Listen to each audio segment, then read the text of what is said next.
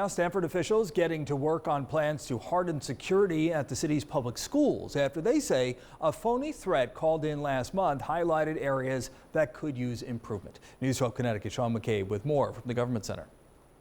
Stamford officials say they were already looking into ways to harden school security, but a phony threat called into Stamford High October 21st provided the catalyst to do it now. We took Friday from a couple of weeks ago and we turned it into a learning exercise, and what I was happy about is how quickly it was done. Officials say officers were on scene in under 90 seconds, and the threat was evaluated as a hoax within 16 minutes, as at least 10 similar swatting incidents affected districts around the state. Unfortunately, we know these types of incidents are on the rise across the country. Mayor Caroline Simmons requesting $400,000 of Stamford's remaining ARPA dollars to harden school security across the city. It is an important reminder that you can never be too proactive when it comes to our children's safety. The glaring thing was communication.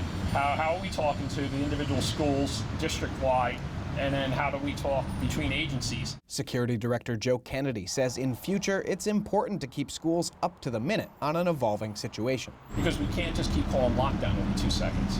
Because the reaction is not going to be good. Some of that requested funding to be spent as soon as possible, adding keycard access to school buildings. This technology adds an extra layer of security and has been proven effective in schools across the country and in neighboring districts. It's industry standard right now. Card readers, you'll see them in businesses all over town. Officials say extra training for students and faculty also on the way, with student and faculty input. We've had conversations over at Stamford High with some students and the principal have met, and it's amazing how much they pick up on, and they actually have pretty good critique. In Stamford, Sean McCabe, News 12 Connecticut.